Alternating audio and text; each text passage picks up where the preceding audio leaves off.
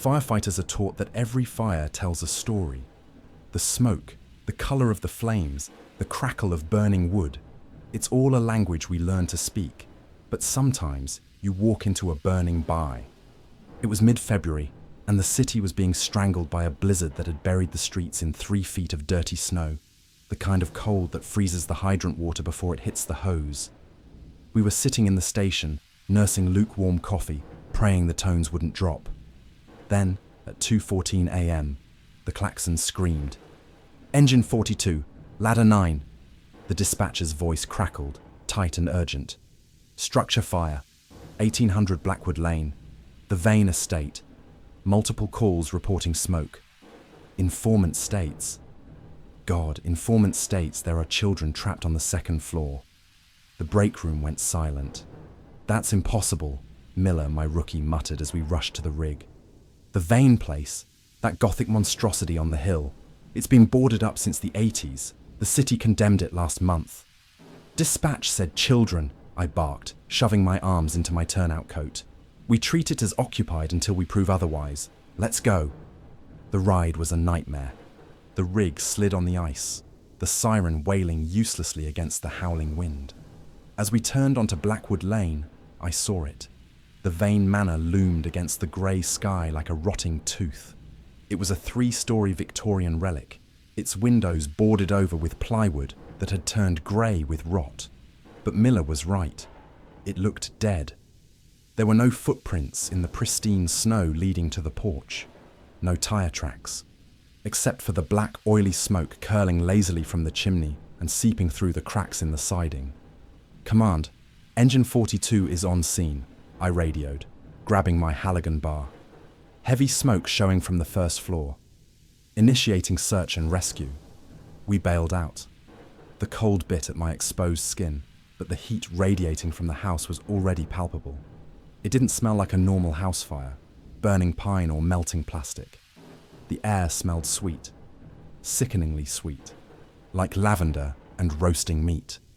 "Miller, take the irons, pop the front door," I ordered. Miller swung the axe, burying it into the heavy oak door. It took 3 hits to shatter the rusted lock. With a groan of metal, the door swung inward. We expected a hoarding situation. We expected piles of trash, rat nests, and collapsing floors. That's what abandoned houses in Detroit usually held. Instead, we froze. The beam of my flashlight cut through the haze, revealing a hallway that looked like it had been preserved in a museum.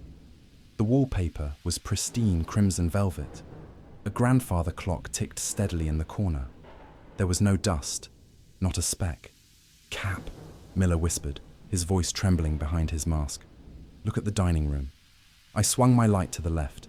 The dining table was set for a feast. Fine china, crystal glasses, and a turkey sitting in the center, steam still rising from it. But it wasn't the food that stopped my heart. Seated around the table were 6 people, 2 adults at the heads, 4 children along the sides. They were dressed in their Sunday best, suits and lace dresses from a different era. They sat rigid, their backs perfectly straight, their hands folded on their laps. They were staring straight ahead, and despite the smoke banking down from the ceiling, thick and choking, none of them were coughing. "Get up! We need to move. Now!" I roared through my regulator, my voice booming in the enclosed space. The family didn't flinch. They didn't blink. They didn't turn to look at the 2 firefighters barging into their dining room with axes and heavy breathing gear. They just stared at the turkey, their expressions frozen in varied states of polite pleasantry. "Cap, they aren't moving," Miller yelled, panic rising in his voice. Are they already dead?" I moved to the nearest figure, a young boy in a stiff wool suit. The heat in the room was intensifying rapidly. I could feel the thermal layer banking down, pushing the smoke lower. The temperature gauge on my wrist flashed 400 degrees. I reached out with my gloved hand and grabbed the boy's shoulder to yank him toward the exit. "Kid, we have to go." My hand didn't grip soft flesh or fabric. It slid off something hard and slick. I stumbled back, shining my light directly into the boy's face. The heat was doing its work. The boy's forehead was glistening but not with sweat. It was dripping. A thick, pale tear of liquid ran down his nose, pooling on his upper lip. "They're wax," I breathed, the realization washing over me with a mix of relief and profound creeping dread. "Miller, stand down. They're statues. They're goddamn wax figures." Miller slumped against the doorframe, letting out a harsh laugh. "Sick. Who leaves a museum exhibit in a condemned house?" "Clear the room," I ordered, turning my attention to the kitchen where the orange glow of the main fire was pulsing. "We need to find the seat of the fire. Forget the dolls." But as I turned, a sound stopped me. Squelch. It was a wet, sticky sound, like a boot pulling out of deep mud. I swung my light back to the table. The heat in the room had spiked. The father, at the head of the table, was leaning forward. At first, I thought the structural integrity of the wax was failing, causing him to slump. Then I saw his jaw. The wax skin around his mouth had melted away, dripping onto his pristine suit in hot, translucent globs. But beneath the wax, there wasn't a wireframe or styrofoam padding. There was red, wet muscle. I froze, my brain refusing to process the visual data. The smell of lavender was gone now, completely overpowered by the scent of roasting pork, the smell of meat. "Miller," I said, my voice barely a whisper. "Look at the face." Miller stepped closer, squinting through the smoke. "The wax is melting off, Cap. It's... oh God. Oh my God." The wax on the father's cheek sloughed off in a heavy sheet, landing with a wet plop on the table. Revealed underneath was a human cheekbone, stripped of skin, the muscles twitching spasmodically in the intense heat. And there, embedded in the raw, red flesh, was an eye, a frantic, blue human eye. It was darting wildly from side to side, terror screaming from the pupil. The statue wasn't a statue. It was a man, encased in a shell of wax, preserved alive, and now he was cooking inside his own prison. "Help! Me!" The sound didn't come from a mouth. The wax had sealed the lips shut, but was a gurgling vibration from the throat, muffled and wet. Suddenly the radio on my chest harness crackled, shattering the horror of the moment. It was dispatch. "Command to Engine 42. Update on the trapped children. The caller is still on the line. She says the firefighters are in the room. She says she can see you looking at her daddy." I slowly turned my head toward the corner of the room. Sitting in a high chair, obscured by the shadows, was the smallest figure, a toddler in a pink dress. Her wax face was intact, perfect and smooth. But as I shined my light on her, her head snapped toward me with a mechanical jerk. The wax lips didn't move, but a voice, clear, giggling, and utterly insane, echoed from inside the shell. "Daddy is getting too hot," the toddler's chest voice said. "Are you going to peel him?" Miller screamed. It wasn't a brave sound. It was the sound of a 22-year-old kid watching the world break its own rules. He scrambled backward, knocking over a chair, his boots slipping on the slick, melting wax that pooled on the floorboards. "They're alive!" Miller yelled, ripping his mask off, ignoring protocol. "Cap, we have to get them out. We have to carry them. Put your mask back on," I roared, grabbing him by the collar of his turnout coat. The smoke was banking down fast, pitch black and swirling with embers. If you breathe that superheated air, you drop, and then I have 2 victims to carry. I turned back to the man, the father. His eyes were rolling back in his head, the raw, skinless muscles of his face twitching in agonizing spasms as the heat of the room cooked him alive inside his shell. The wax had acted as a preservative, a tomb, but now it was an oven. I grabbed the back of the father's chair. "Sir, I'm going to move you. It's going to hurt." I pulled. The chair didn't budge. I shone my light underneath. The chair legs were bolted to the floor. "They're anchored!" I spat, panic finally clawing at my own throat. "Miller, grab the Halligan! We need to break the bolts!" "Daddy is crying," the toddler's voice chirped again. It was cutting through the roar of the fire, too loud, too clear. I whipped my head toward the high chair. The toddler's wax face was untouched by the heat, frozen in that cherubic smile. I stepped forward and swung my axe, not at the child, but at the tray of the high chair. Crack! The wood splintered. The child didn't scream. The head toppled off the shoulders and rolled onto the floor. It was hollow. Inside the neck cavity, tangled in wires, was a small Bluetooth speaker and a camera lens blinking with a red light. It's a broadcast, I realized, the bile rising in my throat. There's no kid in the chair. Someone is watching us. Someone is talking to us. "Callan!" Miller shouted from the table. He had abandoned the tools and was trying to pull one of the children, a boy, maybe 10 years old, free from his wax casing. "I can't get a grip. It's too slippery." Miller wrapped his arms around the wax boy and pulled. There was a wet, tearing sound. Miller fell back, holding the wax shell of the boy's arm. But the boy was still in the chair. His real arm, red and glistening with fluid, was exposed to the air. The boy let out a high, keening wail through his sealed lips, his chest heaving violently. "Stop!" I yelled, grabbing Miller. "You're tearing their skin off! The wax is bonded to them!" The fire breached the kitchen wall. A tongue of orange flame licked across the ceiling wallpaper, igniting the velvet curtains.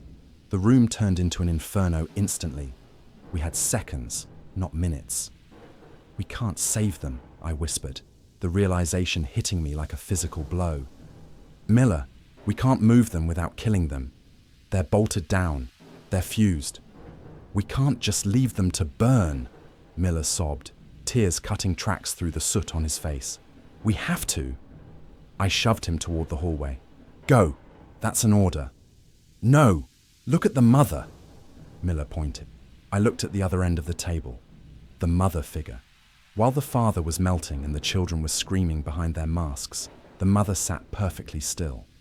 The fire was roaring directly behind her now, framing her in a halo of destruction. Slowly, impossibly, she stood up. The wax didn't melt off her. It cracked. Snap, snap, snap. Great shards of white wax fell from her shoulders and arms like a shattered porcelain doll. Underneath, she wasn't raw and skinless like the others. She was wearing a heavy, fire-resistant rubber suit, a gas mask, and holding a long silver carving knife. She wasn't a victim. She turned her masked face toward us. Through the lenses of her gas mask, I saw calm, human eyes. She tilted her head, looking at the chaos, at her family, cooking in their seats. Then, the voice from the speaker on the floor spoke again. "Mommy doesn't like it when guests leave before dessert." The woman raised the knife and took a step toward us. She wasn't blocking the exit. She was blocking the only exit. And behind us, the floorboards beneath the table began to give way, consumed by the fire. The heat was no longer a temperature. It was a physical weight, crushing the air out of my lungs. The mother didn't run. She moved with the fluid, calculated grace of a predator who knew the environment better than we did. She stepped over a burning timber, the silver knife glinting in the orange haze, reflecting the flames that were consuming her family. "Move, Miller!" I screamed, shoving the rookie behind me. I raised my Halligan bar, a 30-inch iron claw, just as she lunged. She didn't slash. She stabbed, aiming for the gap between my helmet and my turnout coat. The blade sparked against the steel of my tool. The force of the impact jarred my arm, but I twisted the bar, hooking the strap of her gas mask. I yanked hard. She stumbled, but she didn't fall. Through the scratched lenses of her mask, I saw her eyes crinkle. She was smiling. "The varnish is setting." The voice from the speaker on the floor crackled one last time. "Time to close the exhibit." Suddenly, a deafening groan echoed from beneath our feet. The structural integrity of the floor joists, eaten away by the fire in the basement and weighted down by the heavy oak furniture and the wax-encased victims, finally gave up. With a sound like a cracking thunderclap, the center of the dining room collapsed. I watched in horror as the table, the chairs, and the screaming skinless father and children tilted backward. They slid into the gaping maw of the inferno below. The last thing I saw was the father's raw red face looking up at me, his eyes still frantically darting, before the darkness and fire swallowed him whole. The mother didn't fight the fall. She simply stepped back, spread her arms like a conductor finishing a symphony, and let the floor drop out from under her. She vanished into the basement's roaring belly without a scream. "Go! Window!" I roared, grabbing Miller by his harness. The room was flashing over. The smoke ignited. A wave of pure fire rolled across the ceiling. We threw ourselves at the boarded-up window. My shoulder hit the rotting plywood with the force of a battering ram. We tumbled out into the freezing night air, landing hard on the snow-covered porch roof, rolling off the edge and dropping 12 feet into a snowbank. I gasped, ripping my mask off, sucking in the biting cold air. The Vane Manor roared above us, a towering torch against the black sky. The windows blew out, spewing glass and flame. "Did we get them?" Miller was sobbing, clutching his arm. "Did we get anyone out?" I looked at the inferno. "No," I whispered. "No one made it out." We sat there in the snow as the sirens of the second alarm units finally wailed in the distance. The heat was intense enough to melt the snow around us, but I felt colder than I ever had in my life. The investigation took weeks. They sifted through the ashes for days. They found traces of melted wax. They found the charred remains of the dining table.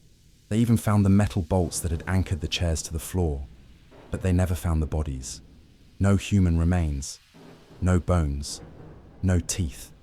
Just pools of strange chemical wax mixed with the ash. The police report concluded that the victims were likely just sophisticated mannequins, a prank by squatters or art students. They said the stress and the smoke inhalation made us hallucinate the eyes and the movement. They said the mother was just a shadow play. Miller quit the department 2 weeks later. He moved to Arizona, somewhere where it never snows and houses don't have basements. I stayed, but I check my mail carefully now. Yesterday, a package arrived at the station. No return address. Inside was a small, perfectly sculpted wax figurine of a firefighter. It was wearing my number, Engine 42. And when I held it up to the light, I saw something embedded deep inside the translucent wax of the figurine's chest. It was a human tooth, and a note written in elegant cursive script. "Thank you for the lighting. The next exhibit will be interactive." The Vane Manor is gone, erased from the map, but the gallery is far from closed. Callan Graves knows that somewhere, in another abandoned house, the wax is already melting, and the table is being set for a new family. The scariest part isn't the fire. It's knowing that next time, you might be the centerpiece. If this story made your blood run cold, please subscribe to the channel and hit the notification bell. We are building a community of the brave, and we need you for the next shift. I have a question for you. Do you believe the police report that it was all a hallucination? Or is the artist still out there, looking for new models? Tell me your theory in the comments, and let me know where you are listening from. Until next time, stay away from abandoned houses.